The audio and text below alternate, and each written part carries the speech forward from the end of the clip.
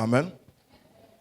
Mon thème ce matin, c'est adorateur et acte d'adoration.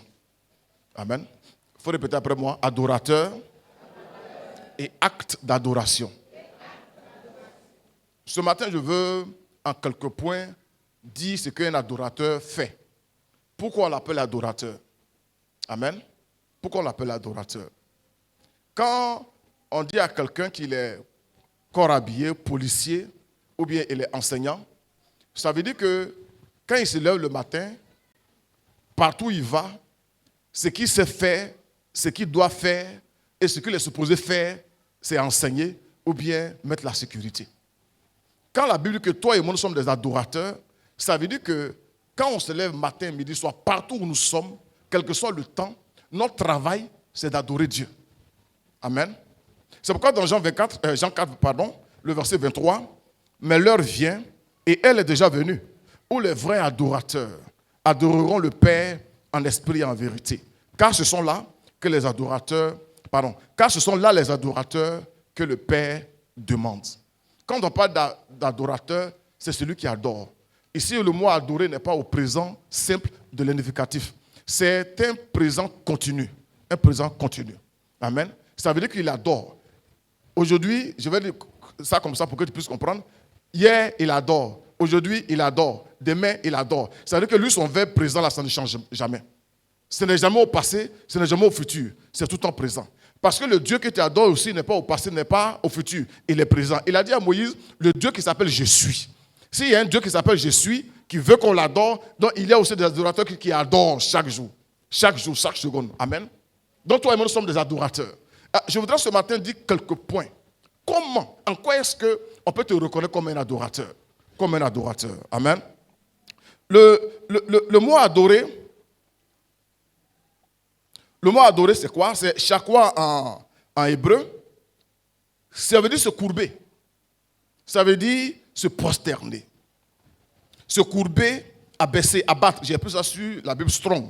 Se courber, se prosterner devant un supérieur en hommage. Donc, vous voyez, il y a un mot qui vient d'arriver. Se courber, se prosterner devant qui? Un supérieur. Devant Dieu dans l'adoration. Ça peut être aussi devant des faux dieux. Ça peut être aussi devant des démons. Chacun choisit qui veut adorer. Mais nous, ce matin, nous adorons le roi des rois, le Seigneur des seigneurs, celui qui a le nom au-dessus de tout nom, celui qui s'appelle Jésus-Christ. Amen. Ça peut être aussi devant des anges, mais ce n'est pas les anges que nous adorons. Ça, c'est le verbe adorer. Un adorateur, quand vous allez aussi dans le strong, dans le grec, ils vont vous parler de proskuneo. Dans le mot proskuneo, vous voyez déjà se prosterner. Se prosterner. Se prosterner. C'est baiser la main de quelqu'un en signe de révérence. Ici, on ne le connaît pas, mais quand vous allez dans les vieilles civilisations en Europe, par exemple, pour montrer de la révérence à quelqu'un, même à un homme, on prend sa main et puis les Arabes continuent de le faire. Les Arabes continuent de le faire. Quand tu veux honorer le roi, quand tu vas au Maroc, tu veux honorer le roi, tu prends sa main, puis tu fais comme ça. Donc quand il passe, c'est ce qu'on fait. C'est une manière, c'est une révérence. C'est une manière de dire à quelqu'un qu'il est grand et que toi, tu l'adores. C'est surtout tomber sur les genoux et toucher le sol avec le front en expression de profonde révérence. Dans le Nouveau Testament, par agenouillement et prosternation. Donc, un adorateur, c'est celui qui s'agenouille, qui se prosterne. Celui qui rend hommage. Celui qui marque son obéissance. Son obéissance. Je vais vite parce que ce n'est pas ça le point de mon message. Je voulais juste faire un rappel. Aussi bien que comme une marque de respect ou pour nous faire une supplication. Amen. Amen. Amen. Dis à ton voisin, tu es un adorateur. Et tu dois poser des actes d'adoration. Amen. Amen. Depuis la Genèse, vous verrez que le mot adoration revient. Ce n'est pas avec nous que ça commence. Ce n'est pas avec nous que ça commence depuis la Genèse. Amen. Et quand vous lisez jusqu'à l'Apocalypse, on ne parle que d'adoration. Et ce point focal est important au niveau de Genèse 4, verset 23. Il dit, il faut que celui qui m'adore en esprit et en vérité. Il dit que c'est là les adorateurs que le Père demande. Donc, il y a des adorateurs que le Père demande. Ce qu'il veut, c'est l'adoration. Ce que nous avons fait tout à l'heure, on dit qu'on a adoré Dieu, mais en fait, nous avons exprimé notre adoration en tant qu'adorateur. C'est un acte qu'on vient de poser. Ce n'est pas quelque chose qui est ponctuel. Ça dit, je viens, je chante, et puis je m'en vais à la maison, et puis le dimanche prochain, je reviens. Non, on n'est pas adorateur de façon ponctuelle, on est adorateur de façon permanente, de façon continuelle. De façon continuelle. Amen. Et dans la Bible, on vous raconte un peu ces choses-là. Nous allons déjà dans Genèse 22, le verset 5. Genèse 22, le verset 5. Et Abraham dit à ses serviteurs, restez ici avec l'âne. Moi et le jeune homme, nous irons jusque-là pour adorer. Déjà, Abraham parle d'aller adorer. Mais en réalité, à la suite de voir le comprendre, Dieu lui dit non. Ce que tu vas faire, ne le fais pas parce que je sais maintenant que tu m'aimes. En réalité, Abraham aimait déjà Dieu. Il était déjà un adorateur permanent et continuel. Mais Dieu voulait qu'il pose un acte d'adoration d'une certaine portée. D'une certaine portée. Et il devait aller avec son fils pour aller le sacrifier. Et quand lui, il va, il ne dit pas, je m'en vais tuer mon fils. Il ne dit pas, non, je vais perdre mon fils. Il ne dit pas, non, je vais faire du mal à mon fils. Le seul mot qui sort de sa bouche, il dit, tout ce que je vais faire, c'est dans un but. Montrer à Dieu que je l'aime. Montrer à Dieu qu'il est supérieur, moi je suis inférieur. Montrer à Dieu que quand il dit oui, je ne peux pas dire non. Montrer à Dieu que quand il me dit de faire telle chose, je ne peux pas aller autre. Je m'en vais adorer mon Dieu. Mais il partait faire quoi en réalité? Il s'en va tuer son enfant. Pourquoi? Parce que Dieu le lui avait demandé. Amen. Il s'en va adorer. Il va adorer. Tout à l'heure on le verra. Donc quand on adore, c'est une attitude qu'on a, quand on adore, une attitude, mais on doit pouvoir l'exprimer. On doit pouvoir l'exprimer. Dieu qui est tout puissant, Dieu qui est omniscient, qui sait toutes choses, sait qu'Abraham l'aime. Mais il va quand même demander une expression. Il va demander une manifestation. Si c'était un homme, on pouvait dire, bon, s'il n'a pas fait ça, Dieu ne va pas savoir qu'il l'aime ou pas. Mais c'est Dieu, Dieu sait. Mais quand il va poser l'acte, Dieu va lui dire maintenant, je sais maintenant que tu m'aimes. Je sais maintenant que tu m'aimes. Mais en réalité, il permet ça d'Abraham pour pouvoir l'amener à un certain niveau d'adorateur. Un certain niveau d'adorateur. Amen. Amen. Amen. Oh. Dans Exode 5, le verset 20. Non, j'ai renversé. Exode 20, verset 5. Exode 20, verset 5. Dieu dit que vous êtes des adorateurs, mais attention. Dans Exode 20, verset 5, il dit, tu ne te prosterneras point devant elle. Il parle des idoles, les images taillées. Tu ne te prosterneras point devant elle et tu ne les serviras point. Il y a deux mots qui nous sortent ici. Un, il dit, tu ne vas pas te prosterner devant une statue. Devant une statue. Tu ne vas pas te prosterner. Et puis il dit, tu ne vas pas le servir. Donc vous voyez que quand l'adoration et le service, ça ne peut pas se dissocier. Je ne peux pas être un adorateur de Jésus et puis ne pas servir Jésus. Ce n'est pas possible. Tu ne peux pas avoir une pièce ou bien un billet de 1000 francs avec seulement un seul côté. Est-ce qu'à la boutique, ils vont prendre ça? Quand tu vas amener, ils vont dire c'est quoi? C'est quoi? C'est faux argent, c'est ça? Donc, si toi, tu dis que tu es adorateur, tu te prosternes et que tu ne sers pas Dieu, c'est que tu es un faux adorateur. Heureusement, il n'y en a pas ici ce matin. Amen. Il dit, tu ne te prosterneras point devant elle et tu ne les serviras point. Car moi, l'Éternel, ton Dieu, je suis un Dieu jaloux qui punit l'iniquité des pères sur les enfants jusqu'à la 3e et la 4e génération de ceux qui me haïssent. Quand le Seigneur interdisait l'idolâtrie, il a fait ressortir ces deux aspects-là. J'ai dit quoi? Prosterner et servir. On va le voir tout à l'heure.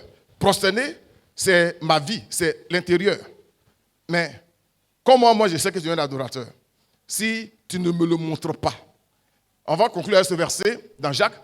Il dit, montre-moi tes œuvres et puis je vais voir ta foi. Amen. Amen. Il y a certes une disposition intérieure quand on parle d'adorateur. Ça part d'abord de l'intérieur. J'aime Jésus. Ça, personne ne le voit. J'ai la crainte de Dieu. Ça, personne ne le voit.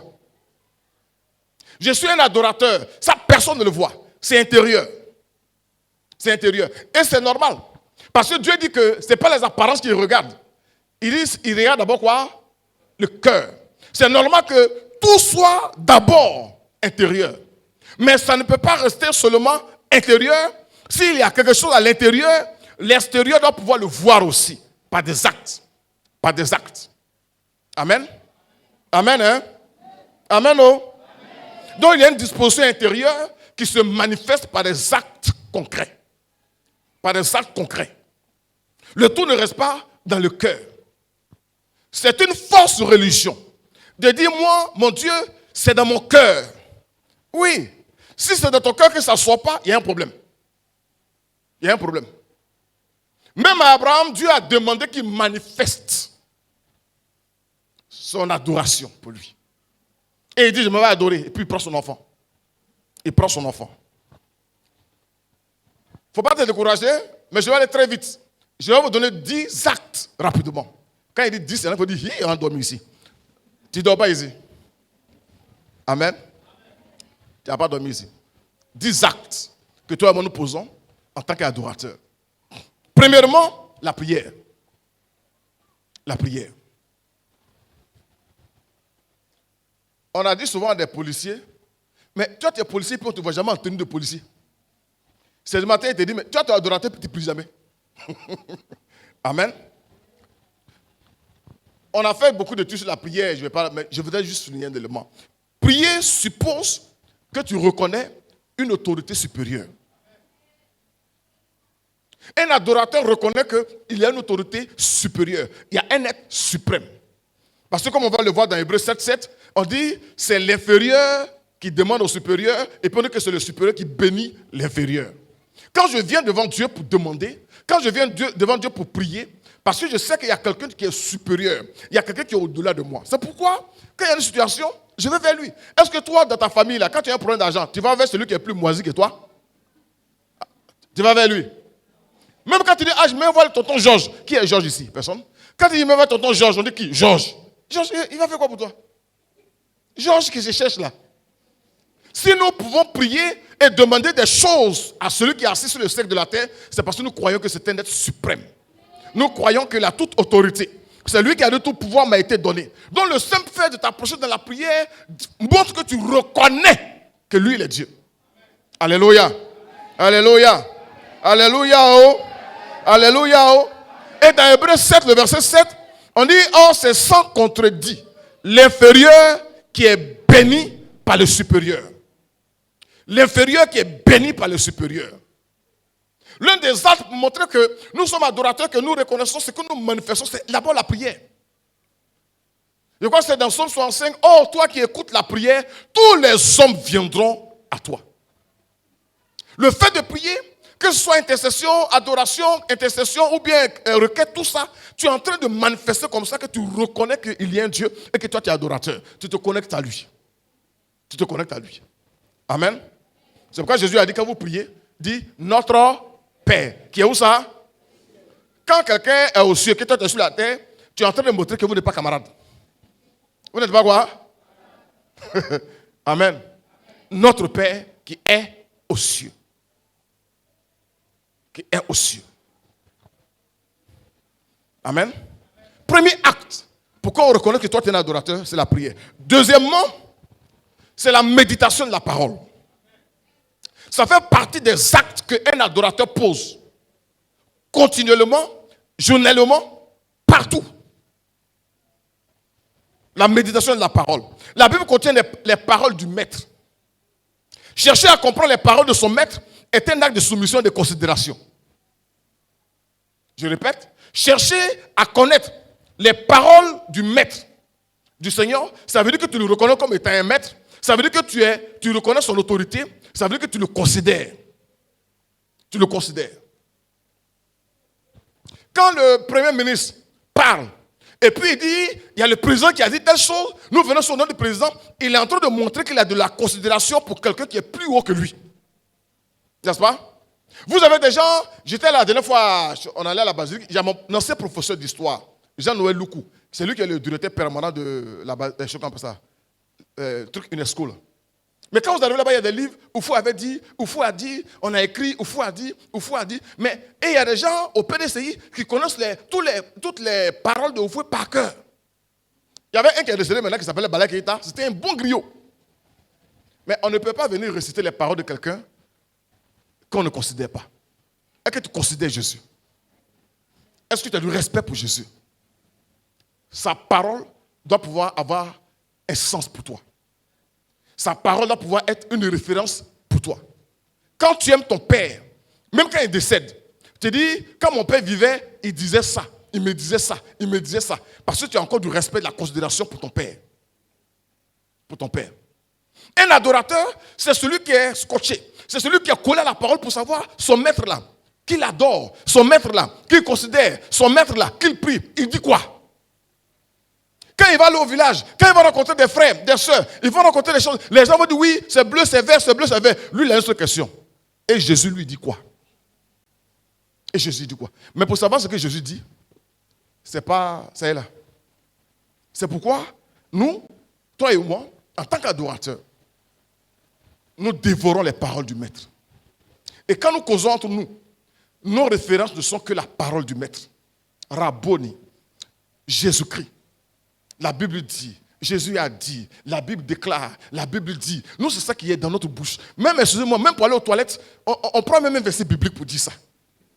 Je vais me couvrir les pieds. Alléluia. Bon, là, je vais vous donner le secret. Quand les pasteurs parlent, ça, personne ne comprenait ça. Je vais vous couvrir.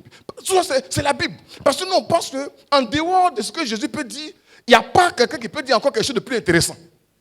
Il n'y a pas quelqu'un qui peut dire encore quelque chose de plus important. Amen. Parce que lui, on commence avec lui et puis on termine avec lui. Parce que lui, il est alpha, il est le premier et le. Donc, si on l'a dépassé, rien. Donc, nous, là, nous, adorateurs, nous voulons nous délecter de ces paroles. C'est comme du miel. C'est comme du miel. On cherche, on a soif. On a soif parce que nous sommes des adorateurs. Nous ne sommes pas des religieux.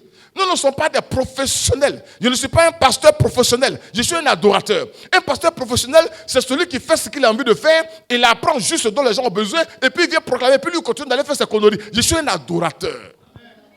Je suis un adorateur. Et la grâce qu'on a, plus tu vas avaler les paroles du fouet, tu seras au fouettis. C'est pas ça? Plus tu vas avoir les paroles de Jésus, de Christ, tu seras un chrétien. Alléluia. Tu seras un chrétien. C'est pourquoi nous, il n'y a pas autre référence, la parole de Dieu. C'est par ça qu'on nous reconnaît.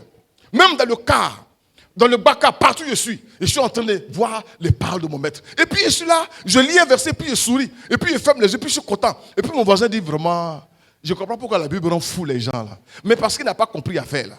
La parole de Dieu, c'est trop doux. C'est trop doux. Est-ce qu'on peut acclamer la parole de Dieu? Alléluia. C'est trop doux. Amen.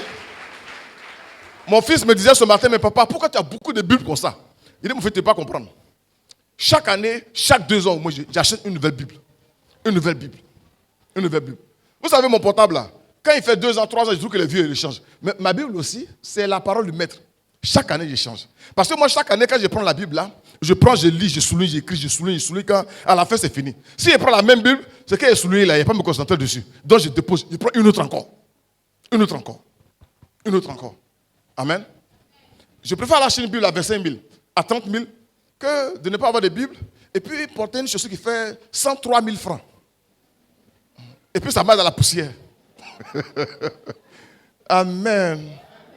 Quand il y a des gens qui ont baissé les yeux comme ça, il y en a les portables peuvent payer 20 Bibles. Ils sont là. Mais les Bibles est vieille. Il a honte de sortir ça. Quand tu dis, mais on va prendre nos Bibles, ils sont sur portable. Il dit non, il prend Bible. Il dit non. Genre, ça y est dedans. Nous tous là, ça y est dedans. Mais non, je promets ça aussi. Elles ne sont pas acclamées le Seigneur. Jean 6, 68. Simon Pierre lui répondit, Seigneur, à qui irions-nous? Tu as les paroles de la vie éternelle. Tu as les paroles. Les gens ont dit non, ces paroles sont dures. De toute façon, ils parlent, nous on ne peut pas accepter. Nous, ils sont partis. Mais Pierre dit, parole, tu dis la même, c'est ce que nous on aime même quoi. Alléluia. Tu as les paroles de la vie éternelle. Les paroles de la vie éternelle, c'est ça qui a donné EPV, Église évangélique, parole de vie éternelle. Parole de vie. Alléluia. La parole peut être dure, la parole peut être sèche, la parole peut être tranchante. Mais toi et moi, on est calé, on entend ça parce que ça vient du maître. Alléluia. Nous, on ne va pas fuir, on est là. Ce sont les paroles de la vie éternelle. Alléluia. Alléluia. Donc, cette parole-là, si tu es un adorateur, tu ne peux pas t'en défaire. Une fois, je suis allé voir une maman, j'étais content que je suis arrivé, elle était couchée, les pieds, elle avait sa vieille, elle est ouverte, et puis elle était en train de lire comme ça. Ça m'a fait plaisir, quoi. Une maman de 60 ans qui Elle est couchée là, le riz était au feu, elle est en train de préparer, et puis elle a ouvert la Bible, elle lisait. Puis quand je suis arrivé, elle a vu, j'ai failli couler des larmes. Et puis elle a oublié de mettre ses lunettes parce qu'elle va pas bien clair. Elle met ses lunettes, puis elle dit comme ça. On a ces jeunes filles là qui n'ont rien à faire. Télévision matin, midi, soir. Novelas. Ça, il n'y en a pas à Yopougon. C'est vers Korogo, on trouve ça. C'est vers Korogo, on trouve ça. Alléluia. J'ai pris ce matin qu'un frère ou une soeur à la maison, au lieu d'avoir la télévision allumée en permanence, que sa Bible soit ouverte en permanence. Quand elle tourne, quand elle vient, elle jette un coup d'œil, puis elle change la page, et puis elle s'en va encore. Alléluia. Cette parole-là, elle nourrit. Cette parole-là, elle donne la vie éternelle. Cette parole-là, elle te rapporte de Jésus-Christ. Cette parole-là, elle te transforme. La télévision ne va rien t'apporter. La télévision va réveiller la chair en toi. Il s'embrasse. Il dit, ah, pourquoi tu es là? Mais il s'embrasse toujours. Et quand on t'a appelé là-bas? On t'a appelé là-bas.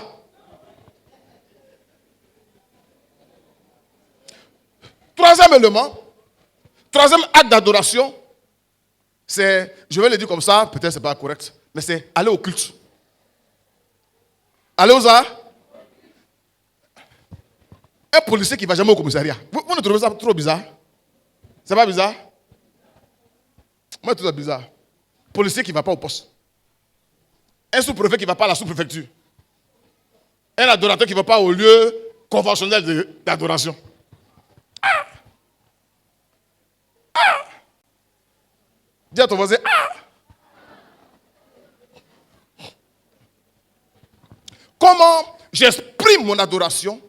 C'est quand il y a des réunions dans mon assemblée. Je m'y rends. Je vais là-bas. Je vais là-bas. Je le répète, ça t'agace, mais je vais encore te dire ce matin. Nous là, on nous chassait à l'église. On faisait quoi? On dit on vient trop. Nous là maintenant, vous là, on vous cherche. On vous cherche. Un adorateur, je suis dans la joie quand on me dit allons à la maison de l'Éternel. Il y a combien qui sont venus ce matin avec la joie? Il y en a même qui ont failli ne pas venir. Je suis levé le matin, il dit ah, l'habit qu'il voulait porter là, c'était un peu mouillé encore. Et on l'a dit, mais hey, l'habit là, c'est sec. Ah, ça là, c'est un peu, il y a un fil qui traîne. T'as dit, il y a des gens qui se lèvent le matin, puis ils vont chercher les raisons. Les raisons. Les raisons. Il y a une mère qui s'est levée le matin, puis elle a vu le ciel sombre. S'il peut pleuvoir le matin. Il n'a pas plu, il ne pleuvra pas. Toi et moi, on doit venir au culte. Amen. Alors, vous ne le savez pas, je voudrais vous dire que les dimanches, nous nous retrouvons ici à partir de 8 heures pour un culte de célébration. Et puis le mercredi, on a aussi études bibliques de 19h à 20h30. Quand on est inspiré, on va à 21h. Le vendredi aussi, on a des réunions de prière de 19h jusqu'à 20h30. Quand on est inspiré, on va aussi à 21h. Peut-être que vous ne le savez pas. Peut-être que vous ne le savez pas. Tu n'as pas honte quand ton voisin qui n'est pas chrétien ou même musulman te demande, voisin, tu ne vas pas à l'église. Ça ne te fait pas honte. Ah, voisin, tu n'es pas allé à l'église. Ah non, je ne sais pas, mais le matin quand je me suis levé, ça me piquait. Mais quand ça te pique, tu vas au travail quand même. Hein. Amen. Amen. Luc 4,16 dit, on parle de Jésus, il se rendit à Nazareth où il avait été élevé. Et selon sa coutume, même Jésus, il avait la coutume, il avait l'habitude, et selon sa coutume, il entra dans la synagogue le jour du sabbat. En ce temps, c'était l'affaire de sabbat. En ce temps, c'était la synagogue. Mais on dit, quand il était là, c'était une coutume pour lui. Quand sabbat arrive, quand le temps arrive, l'église là, synagogue, il rentre là-bas. Nous ici, ce n'est pas une affaire de sabbat. C'est une affaire de, on a établi des jours de réunion. On a dit dimanche, on est là. On dit mercredi, on est là. On dit vendredi, on est là. Quand ce jour arrive, selon ta coutume, tu dois être là. Amen. Un homme normal, c'est un environnement doit savoir tel jour, à telle heure, où il est. Je répète, un homme normal, son environnement immédiat doit savoir à telle heure où il est. Ça veut dire que mercredi, mon grand frère qui est en France, parfois il veut m'appeler puis il dit, attends, oui c'est mercredi, je n'ai pas appelé parce que je me suis dit que tu es occulte. Je dis oui, je suis occulte effectivement. Il est là-bas mais il connaît mon programme. On appelle vendredi. vers les 19h25. Et puis, la personne, elle sait quoi? Et puis ça sonne, et puis tu prends. Allô? Hé, j'ai quitté à l'église, c'est pourquoi j'ai hésité même. Tu dis, non, je suis là. Tu n'as pas honte. Tu n'as pas honte. Amen. Amen. Dis à ton voisin, tu es un adorateur. Acte 2, 46, 47. Ils étaient chaque jour, tous ensemble, assidus au temple. Ils étaient chaque jour. Eux, là-bas, les cultes, ce n'était pas dimanche, mercredi. Eux, c'était chaque jour. Ils étaient chaque jour, tous ensemble, assidus. Si la Bible que tu as là t'appartient, il faut écrire ça, assidu. Quand on est quelqu'un assidu, ça veut dire quoi? Il est régulier. Il ne manque pas à l'appel. Il était quoi? Assidu. Il était assidu, ça, au temple. Ils rompaient le pain dans la maison, prenaient leur nourriture avec joie et simplicité de cœur, louant Dieu, trouvant grâce auprès de tout le peuple. Et le Seigneur ajoutait chaque jour à l'église ceux qui étaient sauvés. Il faut dire à ton voisin, il faut lui dire. Si tu es adorateur, il faut lui dire ça. Ton travail là, la route de ton travail là, c'est ça qui vient à l'église chaque jour de culte. Il faut lui dire adorateur. Viens au travail. Viens à ton travail. Il faut dire le bureau ouvert. Chaque dimanche. Chaque mercredi soir. Et puis chaque vendredi. Il faut mettre amen dessus pour lui. Amen. Amen. Est-ce qu'on se comprend? Donc, tu dois tout ça à l'église. Parce que tu es un adorateur. Quand le jour du culte arrive, l'heure du chose, ça ne va pas te trouver au PMU. Ça ne va pas te trouver au PMU. Ça ne va pas te trouver devant télévision en train de un match. Un adorateur, là-bas, c'est les professionnels de football qui regardent le match. Parce qu'il est en train de regarder les tactiques comme il va faire pour lui là. Toi, tu n'as rien fait à ça. Viens ici, c'est ici, on fait quelque chose avec. Amen. Quatrième élément, un acte d'adoration. Qu'est-ce que je fais en tant qu'adorateur? J'apporte des offrandes. J'apporte quoi? Chez moi au village. Chez moi au village.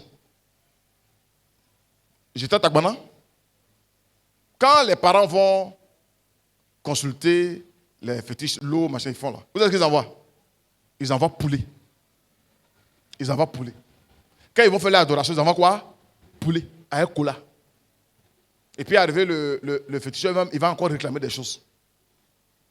Mais, vous savez où ils ont pris ça? Ils ont pris ça dans l'Ancien Testament. Parce que les sacrifices qu'on fait, Christ est venu faire une fois pour toutes ces fini, on ne fait plus de sacrifices.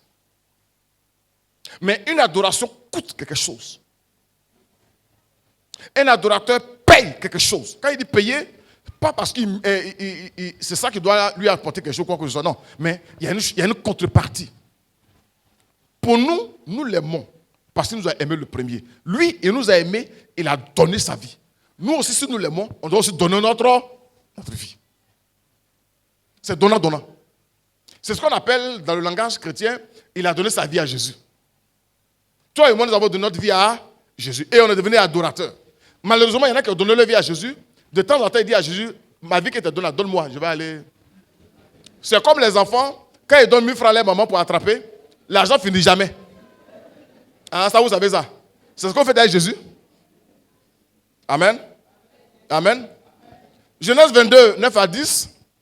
Genèse 22, 9 à 10. Lorsqu'il fut arrivé au lieu que Dieu lui avait dit, Abraham éleva un autel et rangea le bois. Il lia son fils Isaac.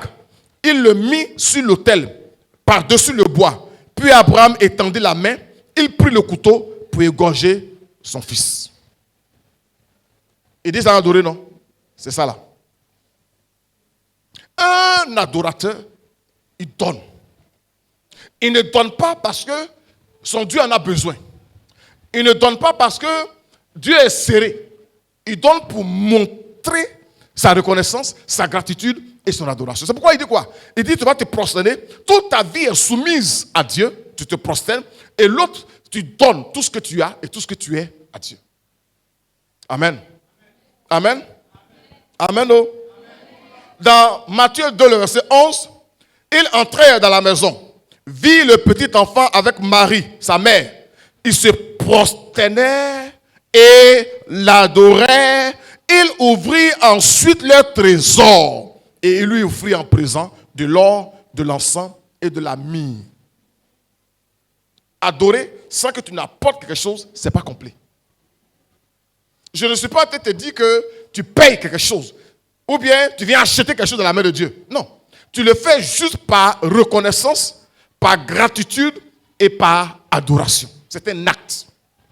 Quand j'ai 1000 frébus, je mets dans le panier, je donne une offrande. Quand je peux apporter quelque chose dans l'église, je ne le fais pas parce que Dieu est serré de moi. Non. Je le fais pour montrer à Dieu que moi, je l'aime aussi. Lui, il m'a aimé, il me bénit sans mesure. Il me bénit jour après jour. Moi aussi, de temps en temps, quand je peux, j'apporte quelque chose pour montrer aussi que moi, je l'aime. Nous avons connu l'amour, ce qu'il a donné sa vie pour les frères. 1 Jean 3,16. Nous aussi, nous devons donner notre vie pour nos frères. Amen. Amen. C'est pourquoi un adorateur, il apporte. Un adorateur, il donne. Ça fait partie des actes d'adoration. Comme je suis un adorateur, faire une offrande fait partie de ma vie d'adorateur. C'est pourquoi je dois le faire avec un bon cœur. Je dois le faire avec joie. C'est pourquoi je dois préparer cela. Paul a dit, quand vous venez, il dit depuis le début de la semaine, ce que vous allez apporter comme offrande, il faut préparer ça. Il faut préparer ça. Ce n'est pas le jour de... Le dimanche matin, mais moi, mon portefeuille, les enfants, mon sac, les enfants, j'avais un pantalon. Toi, tu as levé un pantalon. Tu n'as pas vu 1000 francs. Non, c'est pas, non. Ça ne fait pas sérieux, quoi. L'offrande que j'apporte au Seigneur n'est pas improvisée. Elle est préparée, elle est intentionnelle. Elle est intentionnelle. Ici, on ne va pas t'encourager à faire offrande. Genre, quand on doit faire offrande, on va d'abord un bon parleur. Si tu donnes, non. On te dit le temps des offrandes d'arriver. On tire, on dépose là. Tu veux, tu fais. Non, ça fait partie des actes. Et puis on ne fait pas aussi 2 offrandes. On ne fait pas 2 offrandes. Quand il y a des cas spécifiques, des situations, là, on fait 2 offrandes. J'ai fait des églises, on fait 3 offrandes. Bon, la première offrande. Deuxième offrande. Il y a des frères comme ça, ils disent, il peut aller loin, il peut aller. Il s'assoit, puis on fait 4 offrandes. Quand il sort, il vient s'asseoir tranquille. Tranquille. Amen. Amen. Amen. Et la Bible dit que quand tu aimes, tu donnes. L'amour que tu manifestes à Dieu va aussi se manifester par ton niveau d'apport, ton niveau d'offrande. Quand j'ai commencé étudiant, j'ai apporté offrande 100 francs. 100 francs, c'était là, hein, 100 francs. Et puis je vous ai dit le témoignage. Une fois, on m'a demandé offrande, j'ai donné et puis je murmurais. Parce que c'était une formation. Pour moi, il n'y a pas offrande.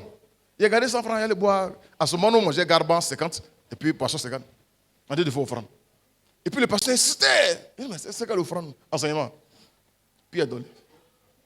J'arrive à la chose de fois quelque part, il m'attend dans ma voix. Voici tes 100 francs à terre. Tu sais quand tu n'as pas honte, tu fais quoi? Puis... Amen.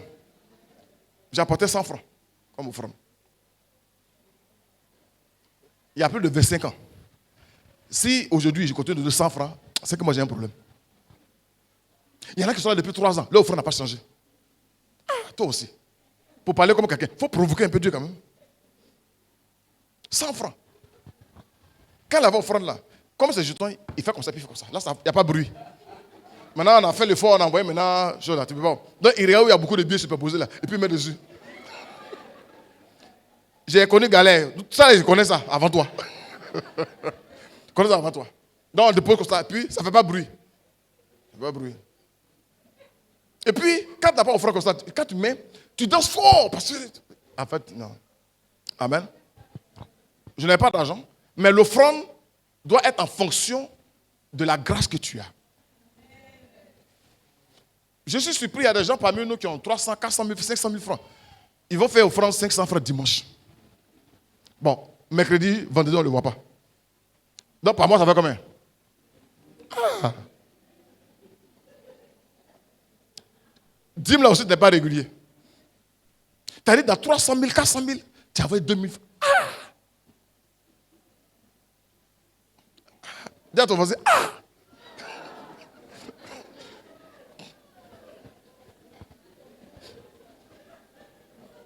500 francs. Madame Agoudou me fait souvent monnaie de 500. Tout est 500. Depuis à la fin d'envoyer 500, il nous a tués ici. Parce qu'on a dit à mettre dans l'enveloppe. Donc c'est bien. Mettre dedans. 500. Si c'est ce que tu as, Dieu va te bénir pour ça. Mais il faut que ta bénédiction soit, ton offrande soit en proportion de ce que tu as. Moi j'ai un niveau d'offrande aujourd'hui, mais le jour où Dieu, il y a quelques billets, j'augmente. Je ne suis pas là pour... Ou bien tu veux que Dieu te donne toujours les mêmes choses. Non. J'ai apporté 100 francs. Après, il y a plus gros cahier, je suis passé à 500. 500. Après, je suis passé à 1000 francs. Et puis un jour, il a dit, attends, non, là, c'est pas moi qui ai dit, c'est le Jésus qui m'a dit. J'ai pris les 1000 francs, j'ai décalé. Et puis le Seigneur m'a dit, donc, la bénédiction, comment tu apportes ça n'augmente pas, quoi. J'ai fait ma charrière. Puis, j'allais prendre le billet de 5000. Donc, je suis monté à 5000. Et puis un jour, il m'a rappelé encore. Et puis, bon, ça a commencé à douler partir. Mais je crois que Dieu fait assez pour moi. Et puis, je prends des offrandes.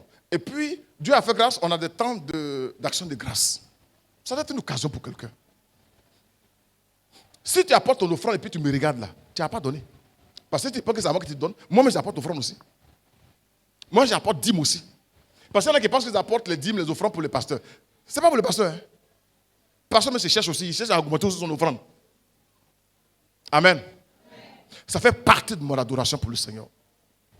Ça fait partie de mon adoration. Pardon, il faut augmenter un peu pour toi là.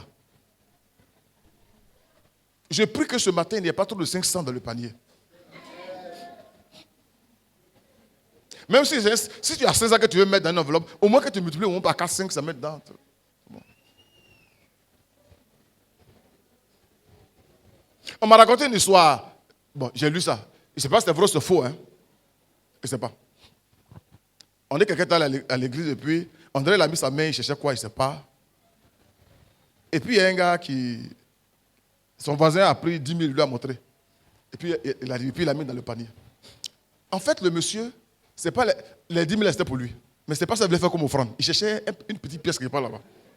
Donc, quand son voisin l'a montré, il a cru que 10 000 c'était pour son voisin, ce n'est pas pour lui-même. C'est après, il lui a dit, c'est pour vous, hein, c'était tombé, il a dit, tu dis quoi?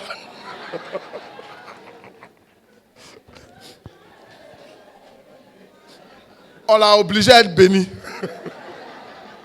On l'a obligé. Amen. Donc, vous voyez que quand les mages sont arrivés, on dit qu'ils sont prosternés, ils ont adoré, on dit qu'ils ont ouvert ensuite leur trésor. Ce n'est pas n'importe quoi ils ont ouvert, leur trésor, c'est assez symbolique. Et puis, ils ont offert en présent de l'or, de l'encens et de la myrrhe. Ils ont offert ça à un bébé. Mais ils ont vraiment l'esprit de Dieu. Un bébé, qu'on peut honorer parce qu'ils savent que le bébé qui est couché là, ce n'est pas n'importe quel bébé. Le roi me le cherchait pour le tuer. Quand tu es touché par l'esprit de Dieu, apporter une offrande n'est pas un calvaire, c'est un moment privilégié pour toi. Toi aussi, tu peux apporter quelque chose. C'est une grâce. C'est une grâce. Amen. Je voudrais vous encourager à augmenter vos offrandes. Ne reste pas chose. Ton salaire augmente, offrande n'augmente jamais. Non. Apprenez à manifester votre reconnaissance. C'est des actes d'adoration. Amen. Cinquième élément, c'est les dîmes. Apporter les dîmes. Quand j'apporte une dîme, je suis en train de montrer que... Tout à l'heure, j'ai dit quoi? J'ai dit que Dieu est une autorité suprême. Par la prière, on reconnaît, mais par la dîme aussi, on peut reconnaître cela. Vous savez, je vais vous donner des passages, vous allez dire après. Hein. Mais dans Genèse 14, 17, 20, Genèse 14, 17, 20, après qu'Abraham fut revenu vainqueur de Kedorlaomer et des rois qui étaient avec lui, le roi de Sodome sortit à sa rencontre dans la vallée de Chavé, qui est la vallée du roi. Verset 18, Melchisédek, roi de Salem, fit apporter du pain et du vin. Symbole fort. Melchisédek, elle a apporté quoi? Pain et vin, symbole de Jésus, symbole de la parole. Et il était sacrificateur du Très-Haut. On dit, il bénit Abraham. Laissez les gens qui vous embrouillent pour dire on ne paye plus 10 000, c'est la loi. Ça, c'est avant la loi. C'est avant la loi. Et quand quelque chose est avant la loi, ça veut dire que ça fait partie de l'ordre des choses.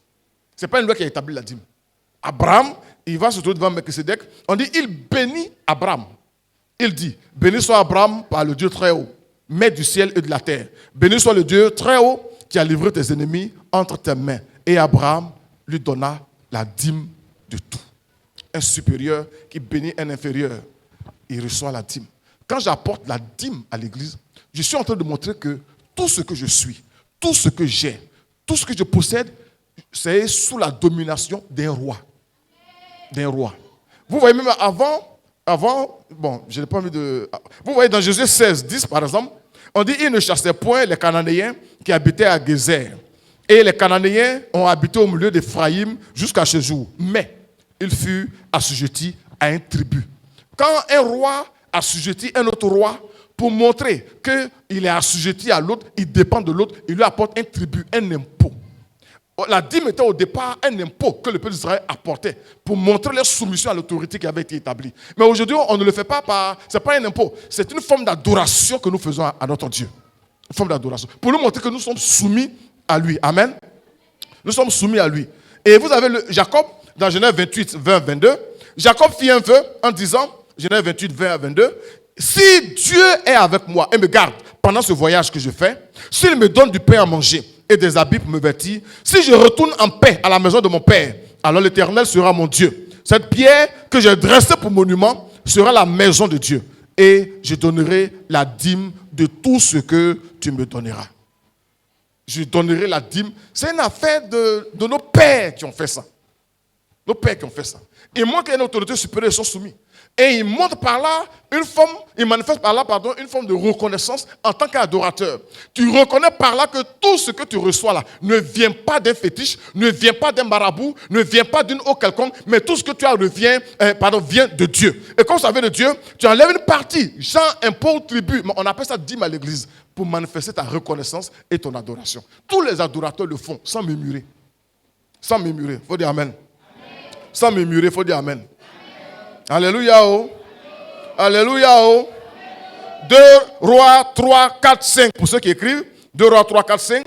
Mesha, roi de Moab, possédait de nombreux troupeaux. Et il payait au roi d'Israël. Parce que vous voyez, il était soumis. Il payait au roi d'Israël un tribut de 100 000 agneaux et 100 000 béliers avec leur laine. À la mort d'Akab, le roi de Moab se révolta contre le roi d'Israël. Donc, quand l'autre meurt, il est soumis. Et pour montrer sa soumission, pour montrer qu'il accepte cette soumission-là, il apportait le tribut, il payait l'impôt. Mais quand le roi est mort, lui qui est venu le remplacer, il dit moi, jamais. On dit qu'il s'est révolté.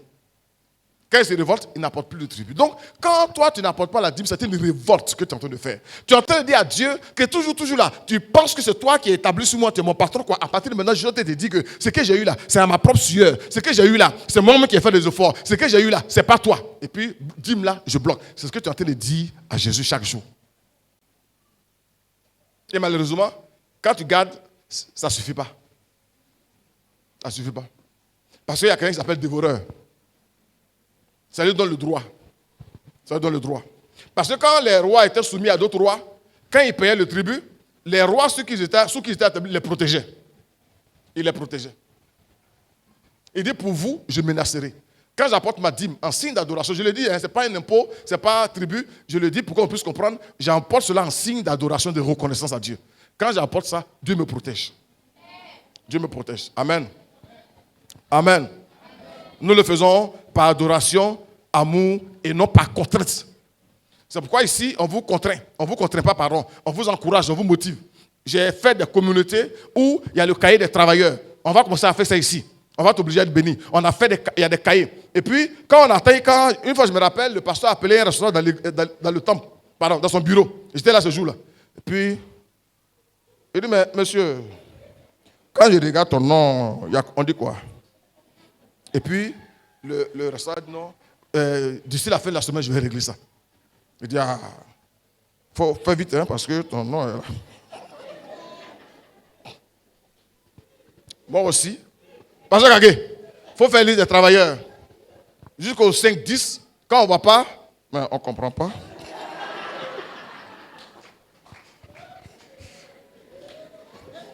Amen. Vous irez dans toutes les grandes églises au Ghana, même je crois chez le bishop Dag, dîme là on ne cause pas, parce que c'est sur ça on se bat pour faire un budget de l'église.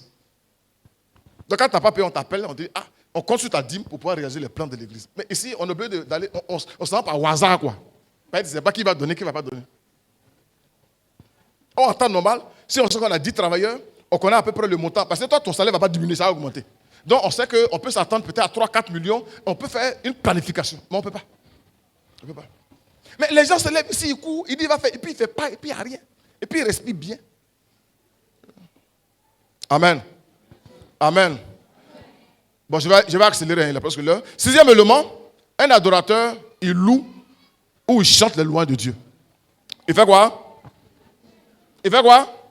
Seulement, on ne doit même pas les forcer pour ça. Il y a des gens qui viennent à l'église, malgré les beaux cantiques. Madame Dakouli, elle chante, mais tout ça, ça ne lui dit rien. Ça, il faut une délivrance. Il faut une délivrance. Amen. Amen. Comment on peut savoir que tu es un adorateur? Quand tu loues ton Dieu. Louer quelqu'un, c'est dire ces bonnes choses. Mais nous le disons en chanson, en chantant. En chantant. En chantant. Amen.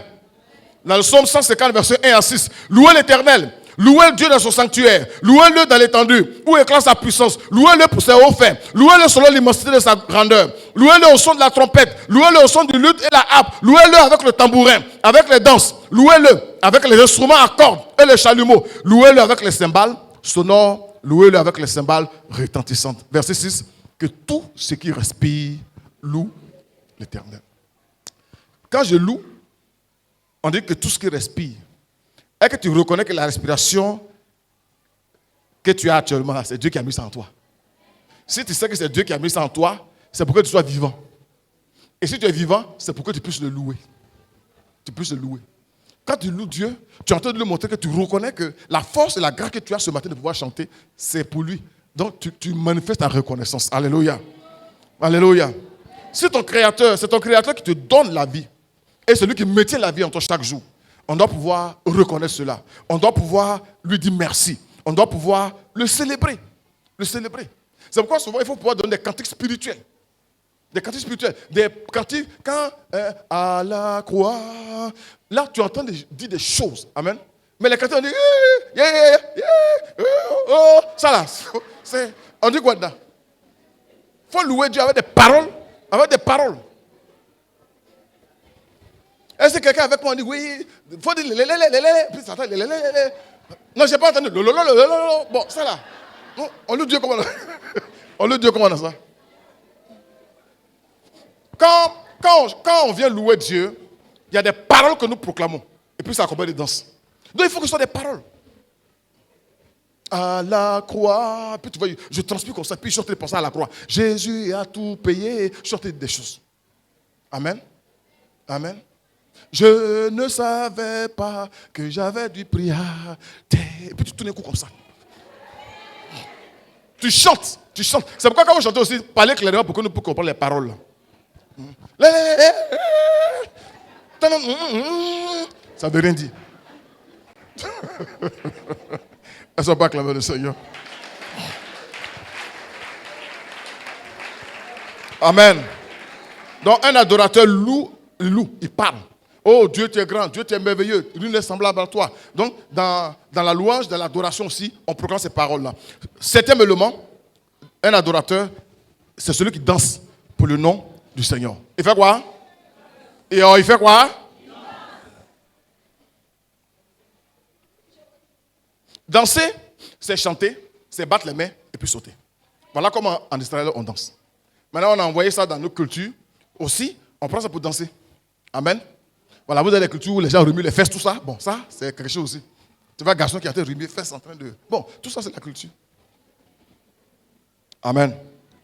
Amen. Je loue parce que je ne peux pas me lever puis danser devant n'importe qui.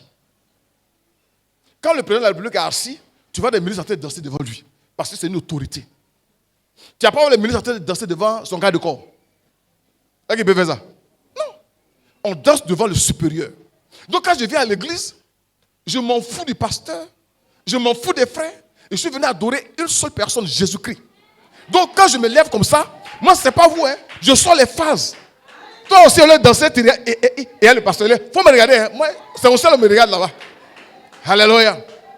Je sors les phases. Il y a des jours où je suis inspiré. Il y a des jours aussi, quand les gens te cherchent, comment tu as fait face là, quand tu ne te poses pas quoi, ça ne tombe pas, tu fais, bon, tout ça on apprend. On apprend. Mais je ne peux pas rester assis. Amen. Amen. 2 Samuel 6, 2 Samuel 6, verset 16. Comme l'arche de l'Éternel entrait dans la cité de David, Michal, fille de Saül, regardait par la fenêtre et voyant le roi David sauter et danser. Il faisait quoi? Sauter et danser. C'est comme ça on danse. Ouais, là, c'est Antoinette, Apo. C'est comment on fait ça. Ouais. Généralement, quand on dit danser, c'est on bat les mains puis sauter. Quand vous irez dans certaines églises américaines, vous allez voir ça. Eux, mais ça va dans ça. Donc, quand on met pouf, pouf, pouf, tu vas ça saute comme ça, ils sont contents. Tu as dansé déjà. Mais les gens qui sont. Ça, c'est pas danser. C'est pas danse. Amen. Mais au moins, il faut bouger un peu. Il ne sait pas quoi, il faut bouger un peu quand même. Elle a vu le roi, on dit le roi David, hein, sauter et danser. Et puis on est devant qui? Devant qui? Devant l'Éternel. Quand je saute et danse, ce n'est pas devant un homme, hein, c'est devant qui? Devant l'Éternel. Parce que je montre que lui, il est Dieu, il est roi des rois, Seigneur des seigneurs, il est omniscient, omnipotent, c'est lui qui est tout pour moi. Tu es tout pour moi. Oh. Amen. Verset 20. David s'en retournant après tout ça pour bénir sa maison.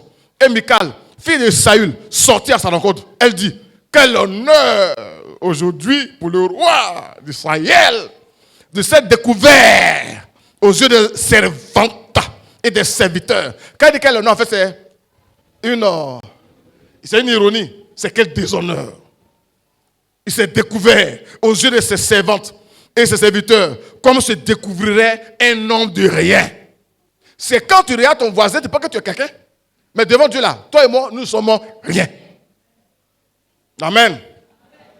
David répondit à Michal, c'est devant l'Éternel qui m'a choisi de préférence à ton père et à toute sa maison pour m'établir chef sur le peuple de l'Éternel, sur Israël. C'est devant l'Éternel que j'ai dansé. Que j'ai dansé. Alléluia. Devant l'Éternel que j'ai dansé.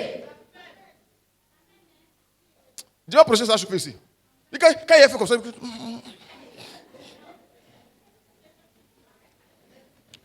je m'en fous de quelqu'un. Hein. Parce que ce qu'il a fait pour moi, là, toi, tu n'es pas au courant.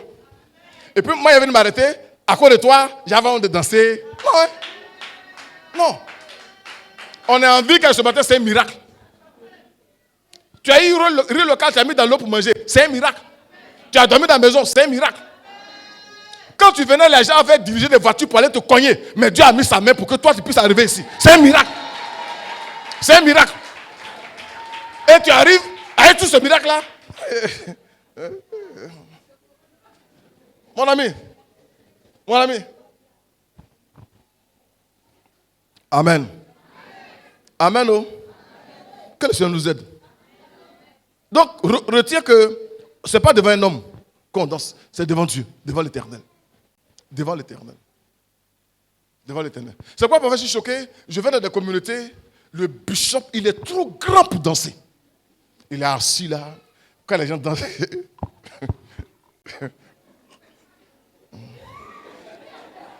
Maintenant, quand on dit bon, il est l'heure de la parole. Nous allons appeler le bishop. On va passer aux choses sérieuses. Qui t'a dit que louer là, c'est pas sérieux? Pourquoi vous foutez les gens comme ça? Louer là, non, devant Dieu, c'est pas sérieux.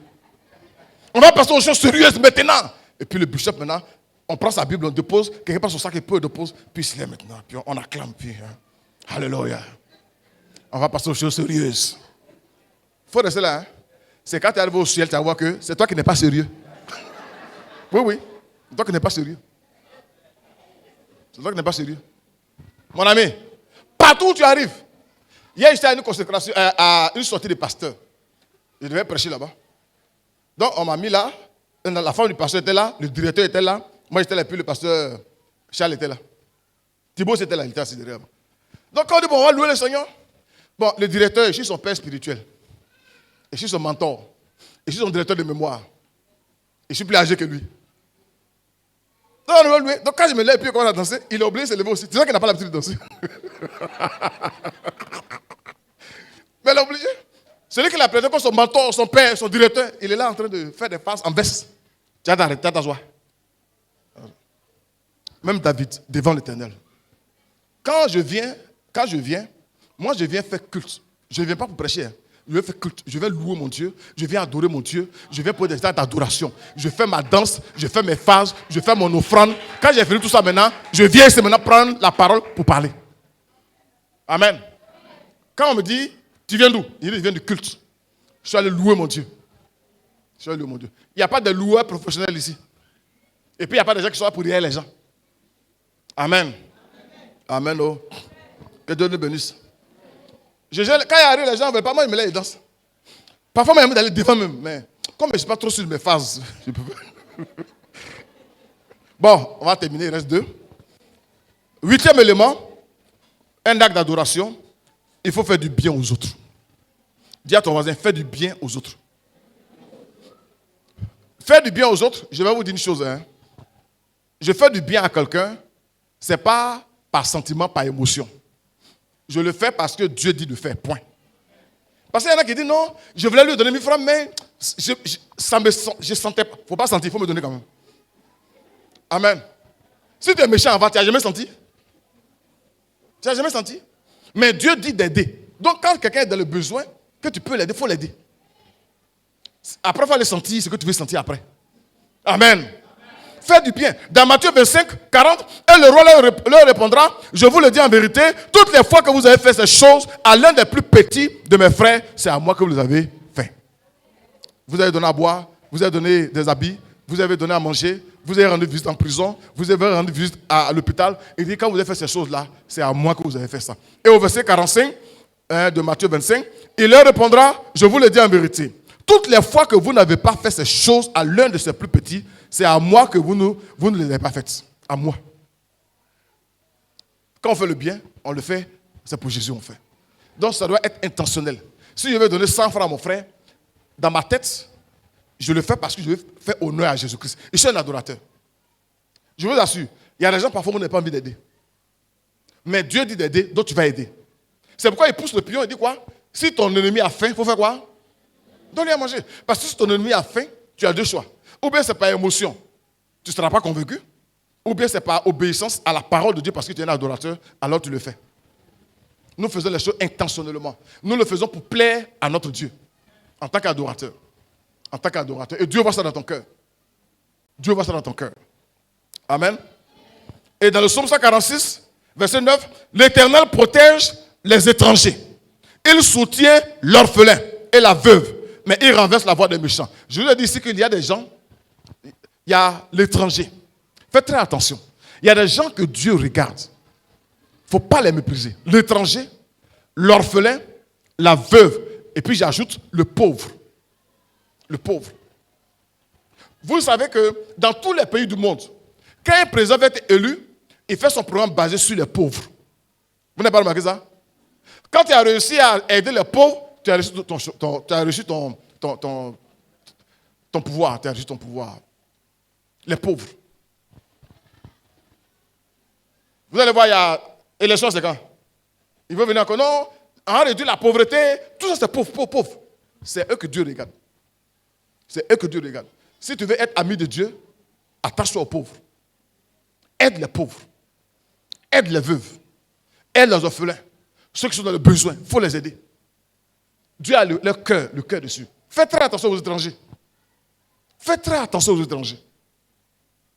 Non, mon ami, c'est l'homme. Dis à ton voisin, c'est l'homme. Il faut les respecter. Il faut les respecter. Il faut les quoi? Respecter. Il y en a qui ne voyagent pas, c'est pour ça qu'ils ne respectent pas les gens. Nous, on sort aussi. On est étrangers quelque part là-bas. On sort. On sort. Amen. 9e élément, et puis on va finir. Il faut servir dans la maison de Dieu. Un adorateur, un acte qui pose, servir dans la maison de Dieu. Le service est aussi une marque de reconnaissance. Tu peux intercéder, tu peux chanter, tu peux balayer le temple, tu peux faire la mise en place, tout ce que tu peux faire. Parce que ce n'est pas normal que tu sois loin de la base, de tout ce qui est intérêt, tout ce qui est attaché à celui qui t'adore. Ce n'est pas normal. Tu dois avoir ta main dedans. Ta main dedans. Amen. Marc 1, 30, 31, je suis terminé. La belle-mère de Simon étant couchée, ayant la fièvre. Et aussitôt on parla d'elle à Jésus. S'étant approché, il la fit lever en lui prenant la main. Et à l'instant, la fièvre la quitta. Marc 1, 30, 31. Puis, elle les servit. La fièvre la quitta, elle a été guérie, puis Vous allez voir que la plupart des femmes qui ont suivi Jésus, c'était des délivrances, démons, délivrance, guérison, elles ont continué à servir. Tu ne peux pas avoir été touché par Jésus et puis prendre ton chemin et faire ce que tu as envie de faire. Je répète, tu ne peux pas être touché par Jésus, ne serait-ce que par la conversion déjà, le salut, ce qu'il a payé, et puis continuer à faire ce que tu as envie de faire. La plupart des gens que Dieu a guéris, Jésus a guéri, quand ils finissent, la première chose qu'ils ont envie de faire, c'est suivre Jésus. C'est faire quoi? Suivre Jésus. Toi, tu viens vraiment, Dieu est bon, il m'a béni, il m'a donné travail. Est-ce qu'on peut acclamer le Seigneur? Pendant tu finis, putain, tu prends le travail, tu t'en au funérailles seulement. Tu ne viens pas au culte. Tu ne viens pas au culte. Bon, il n'y en a pas ici. C'est les gens de Katchoula là souvent qui font ça. Amen. Amen. Deuxième élément pour terminer. Quand quelqu'un aime son maître, il recrute. Il fait quoi? Il recrute. Même ici, là, il y a des gens, ils sont tellement fans de leur pasteur qu'ils disent aux gens, votre église n'est pas bon, viens, mon pasteur est bon. Quand quelqu'un aime son maître, il recrute. Mais nous, notre recrutement, c'est l'évangélisation. C'est l'évangélisation. Une fois, quelqu'un m'a demandé, entre l'islam et puis la vie chrétienne, lui, les musulmans, est-ce qu'il y a un qui est meilleur que l'autre? Et puis il lui a dit que moi, mon meilleur, là, c'est Christ. Parce que je lui ai dit que mon âme est en jeu. Donc je ne peux pas essayer de voir, non. Ce n'est pas ici qu'en Jésus-Christ, là, je suis sauvé, que je suis venu là. C'est mon meilleur qui est là. Et si je crois que c'est mon meilleur, je peux en parler à n'importe qui, je peux évangéliser n'importe qui, je peux le dire à n'importe qui, parce que je veux que tout le monde vienne à mon maître. À mon maître. L'évangélisation. L'évangélisation. Dans Jean 4, versets 28 à 30, alors la femme, ayant laissé sa cruche, s'en alla dans la ville et dit aux gens, venez voir un homme qui m'a dit tout ce que j'ai fait. Ne serait-ce pas le Christ? Il sortit de la ville et vint vers lui. Une simple femme à qui Jésus a donné prophétie. Elle dit non, ça, je ne peux pas garder ça pour moi seul. Elle est rentrée. Elle dit venez, oh, venez. Toi, en temps normal, toi et moi, on est chrétiens, on a été convertis, on dit qu'on connaît Jésus-Christ, on dit qu'on est adorateur. Et dans nos familles, là, on ne dit jamais à quelqu'un venez, oh, venez. Par nos comportements, on dit restez là-bas, oh, restez. Amen. Il y a combien de chrétiens d'adorateurs aujourd'hui parmi nous qui peuvent parler de Jésus à leur famille? Parce que les gens te connaissent vrai à la maison là-bas. Tu peux galette, tu mets dans le sac, tu mets en bas du lit. Tu peux dire à quelqu'un Jésus est bon?